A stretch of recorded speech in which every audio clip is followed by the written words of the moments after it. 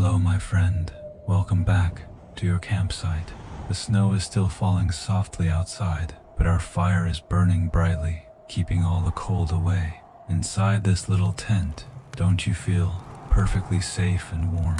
Alright, find your most comfortable position and pull the blankets up close. Tonight, the sound of the wind reminds me of a story from a long, long time ago. A story of courage and of a vast white silence. Now, close your eyes and let my voice guide you there. Our story begins with a heavy wooden door. The heavy wooden door groaned in protest as it swung inward, a reluctant invitation to the world beyond. A soft, almost imperceptible sigh of hinges, a sound swallowed instantly by the profound stillness of the Alaskan dawn. The air that rushed in was a physical blow, sharp and crystalline, carrying the scent of pine, fresh snow, and an ancient, untamed cold that stole the breath from your lungs. You stood on the threshold, a silhouette against the nascent gray light, a solitary figure dwarfed by the immensity of the silence that had descended upon the wilderness.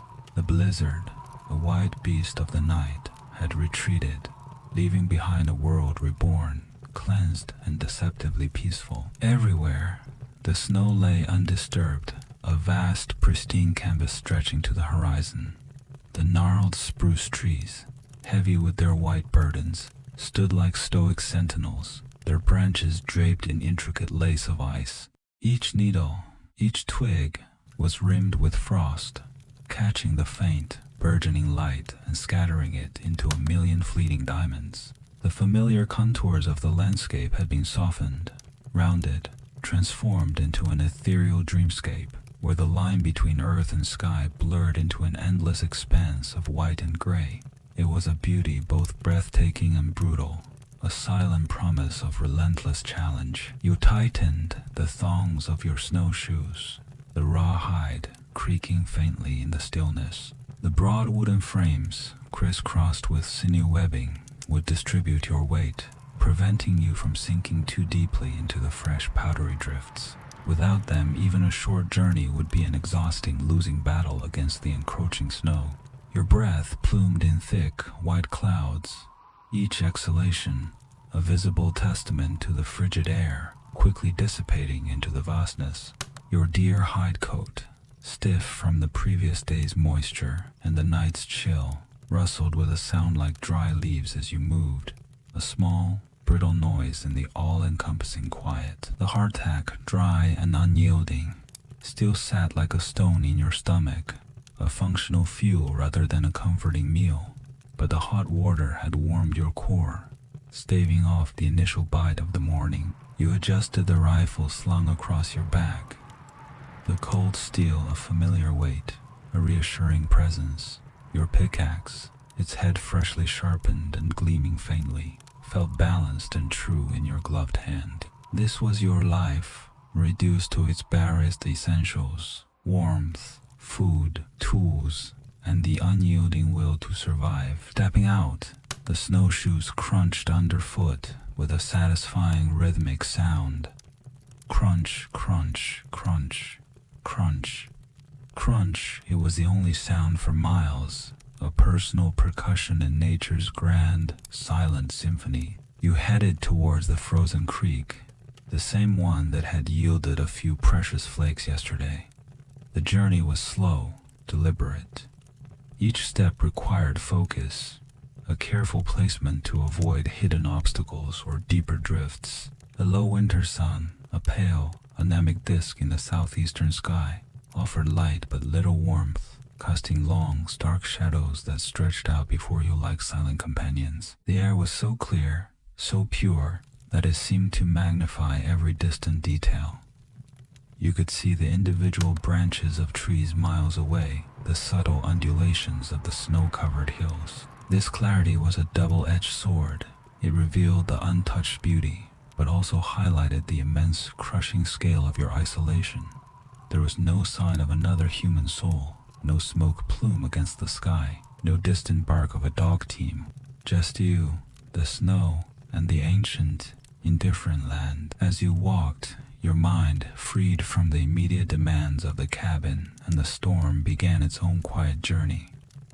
You thought of Mary, her gentle smile, the way her hands moved as she kneaded dough for her famous apple pies. The image was so vivid, so warm. It felt like a ghost limb, an ache in a place where something vital was missing. Was she thinking of you?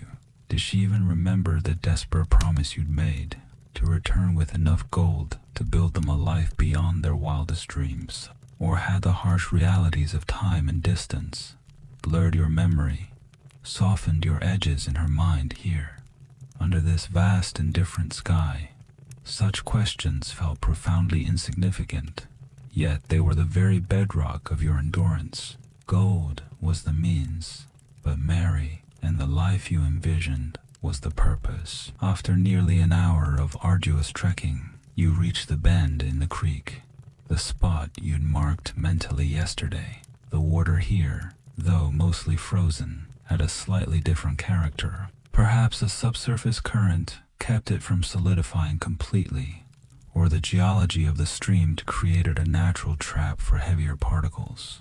The surface was a mosaic of fractured ice, thicker in some places, thinner in others, like a shattered pane of glass. You removed your snowshoes, leaning them carefully against a snow-laden pine, and took up your pickaxe. The real work began. With a grunt, you brought the heavy steel head down onto the ice, not in a wild swing, but with controlled, powerful blows. Flack, crack. The sound was sharp, metallic, echoing briefly before being absorbed by the snow. Ice chips flew glittering like fragments of a shattered mirror. Your muscles, still stiff from yesterday, protested with dull aches that quickly sharpened into a burning sensation. Your breath came in ragged gasps, each one a small cloud of steam in the cold air. It was a slow, brutal process. You had to clear a space large enough to work, a hole in the frozen current where you could reach the gravel bed below. The water exposed to the air immediately began to skim over, forming new layers of ice that you had to continually break and clear away. Your hands, even inside thick mittens, grew numb with the cold that radiated from the tools and the splashing water. You had to stop periodically clenching and unclenching, your fists blowing warm air into your cupped hands, willing the blood back into your fingertips. Frostbite was a constant, insidious threat, a silent thief of flesh and future. Finally, after what felt like an eternity, you had a working pit, a rectangular opening about 3 feet by 4 feet, where the dark, cold water flowed sluggishly.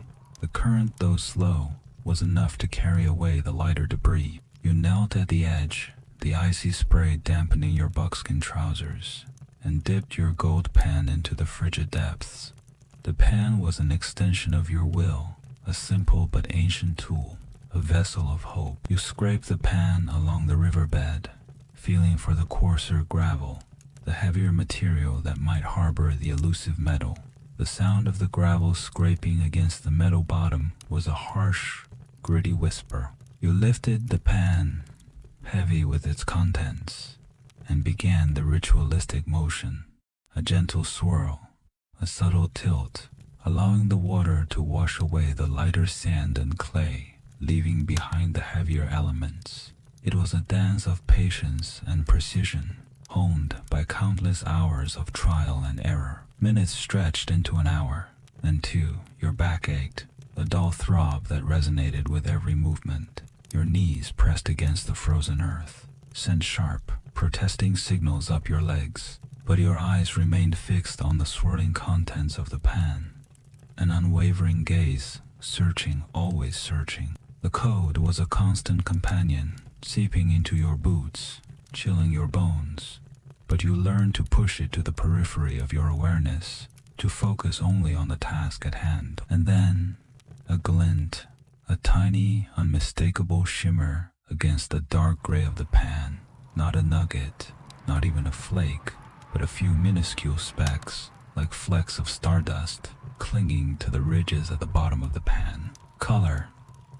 The word was a silent, whispered prayer, a surge of adrenaline that momentarily banished the cold and the fatigue. It was so little, yet it was everything. It was proof that the gold was still there, that your labor was not in vain, that hope, however fragile, still flickered. You carefully transferred the precious few specks into your small leather pouch. The weight of it, though still light, a profound comfort. This was the essence of the gold rush, endless toil for microscopic rewards, punctuated by these fleeting moments of vindication. It was a gamble, a test of endurance, where the house always held the better hand. Yet, you played on, driven by the dream, by the stubborn refusal to yield. The sun began its slow descent, painting the western sky in hues of pale orange and rose, a stark contrast to the icy blue above. The shadows grew long again, stretching across the snow-covered landscape like skeletal fingers. The cold intensified, a palpable presence that began to gnaw at your resolve. You knew you couldn't stay much longer. The risk of frostbite, of getting lost in the fading light, grew with every passing minute. You took a final, deep scoop of gravel, panning it with a renewed burst of energy, spurred by the urgency of the encroaching dusk. A few more specks, a slightly heavier yield this time.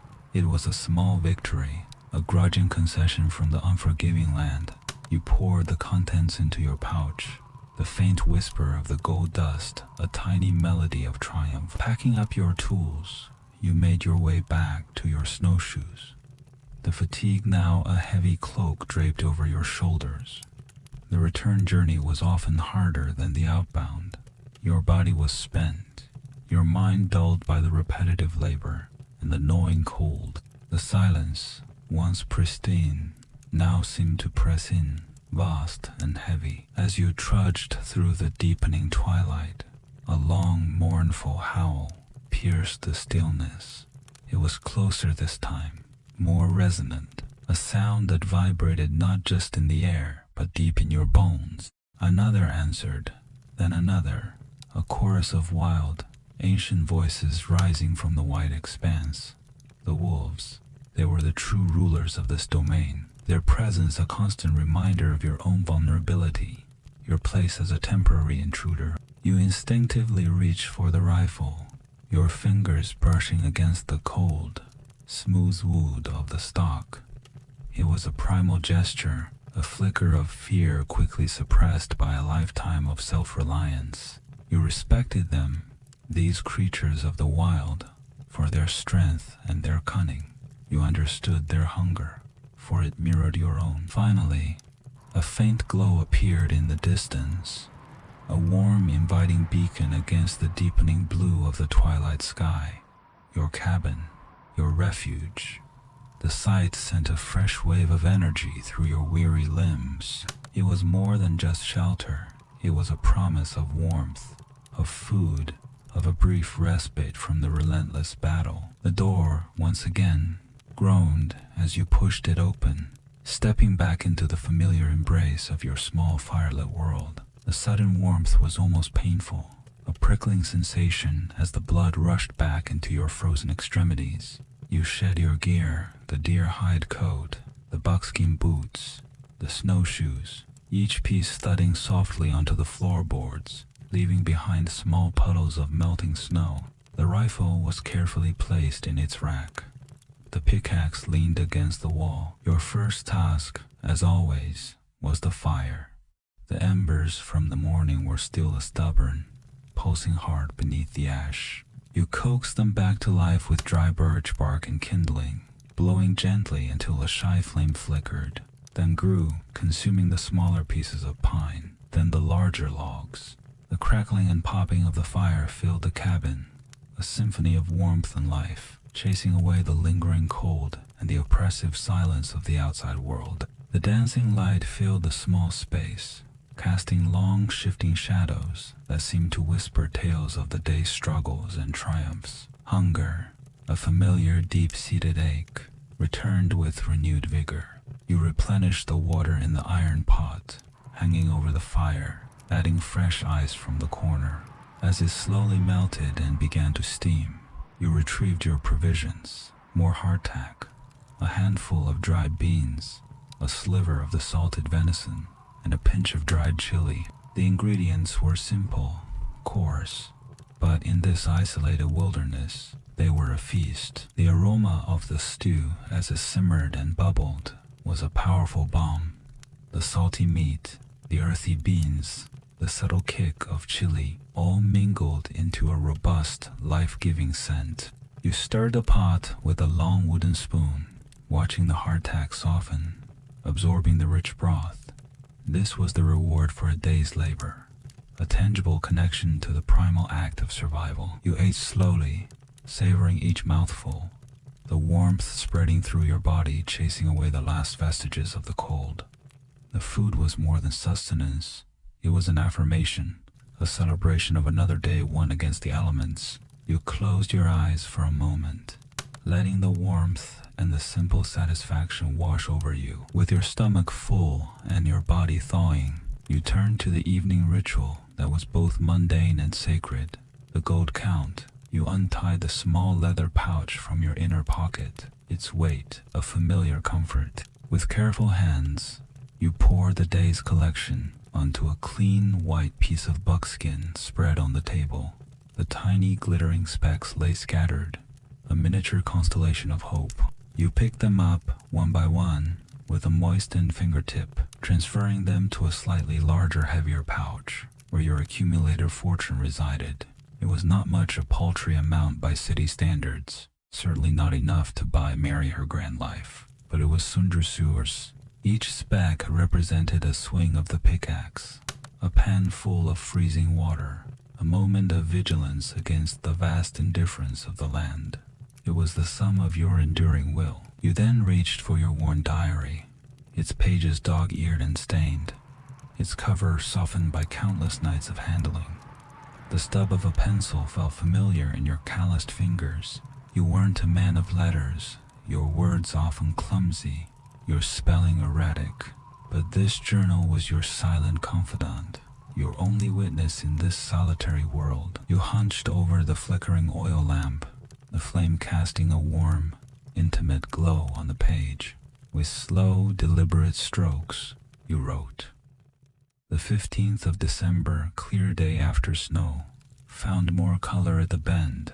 Not much, but enough. Wolves called close tonight. Miss Mary's pie. Still here."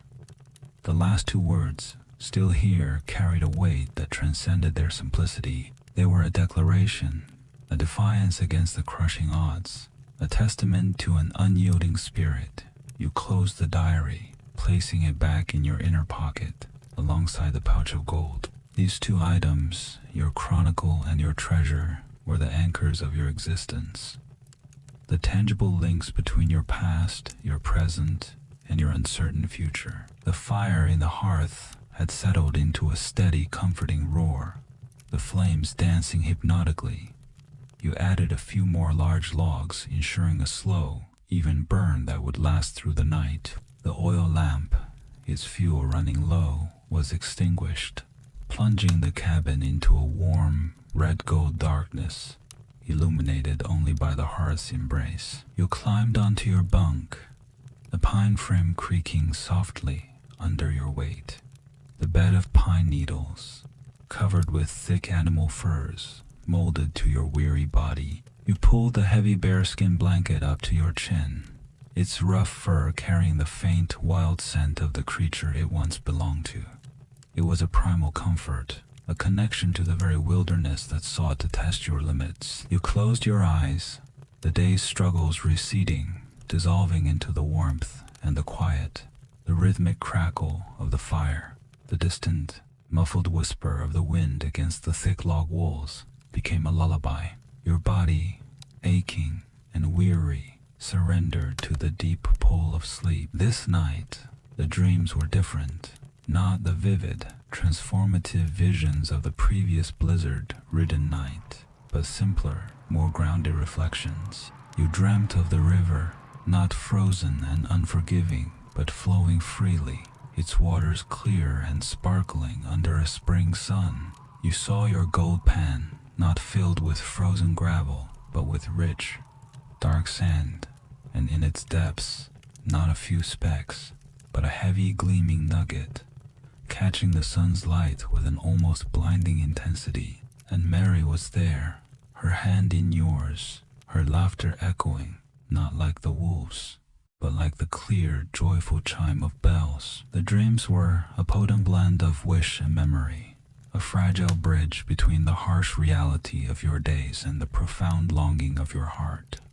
They were the engine that drove you, the silent promise that fueled your relentless pursuit. You knew, with a deep certainty of a man living on the edge, that whether that dream would ever materialize or remain forever just a dream was a question only the Yukon, only the vast, indifferent wilderness held the answer to. As the first faint streaks of gray light began to seep through the frosted window, painting the cabin in a muted, ethereal glow, you stood. The fire had dwindled to a bed of glowing coals, radiating a steady, gentle heat. The world outside was still, a deep, profound quiet broken only by the soft thump of snow sliding from the roof. Another day, another chance, another battle against the white silence, in pursuit of the golden echo of a forgotten life. You would rise, you would endure, and you would, against all odds, continue.